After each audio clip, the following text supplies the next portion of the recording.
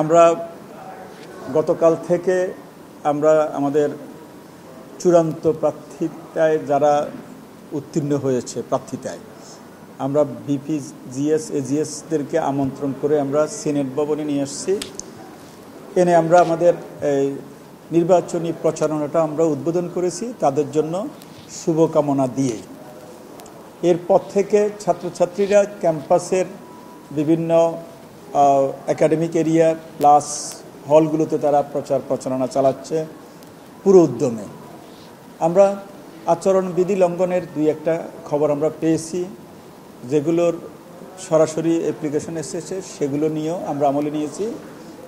আমরা ইতিমধ্যে আচরণবিধি লঙ্ঘনের দায়ে আমরা কাজ করার জন্য আমরা একটা শক্তিশালী টাস্ক ফোর্স গঠন করেছি কমিশনের পক্ষ থেকে, প্লাস আমাদের প্রক্টোরিয়াল বোর্ডের কয়েকজন সদস্য নিয়ে আমরা একটা শক্তিশালী টাস্ক ফোর্স গঠন করেছি। আপনারা দেখেছেন ইতিমধ্যে টাস্ক ফোর্স ফিল্ডেও ওয়ার্ক করতেছে।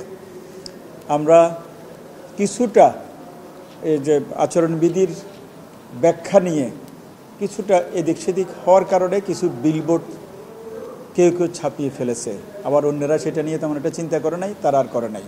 আর যেহেতু তারা করে ফেলেছে, আমরা তাদেরকে আজকে সকালে যে টাস্ক ফোর্সের পক্ষ থেকে বার্তা চলে গেছে যে যে সকল প্রার্থীরা বিলবোর্ড এবং ব্যানার বানিয়েছে সেগুলো সরিয়ে ফেলার জন্য আমরা তাদেরকে নির্দেশনা দিয়েছি এবং আমরা একটা টাইমলাইন দিয়েছি। এর ভিতর না সরালে প্রক্টর অফিস পক্ষ থেকে সেগুলো সরানো হবে। অলরেডি প্রক্টর অফিসের পক্ষ থেকে সেই বিলবোর্ডগুলো সরানোর জন্য মাঠে চলে গেছে। আমরা আশা করতেছি 3টার ভিতরে সব সরে যাবে।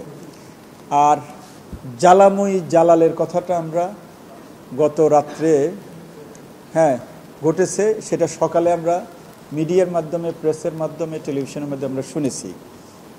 আমাদের কাছে এখনও ডাইরেক্ট কোনো অভিযোগ লিখিত আসে নাই কমিশনে।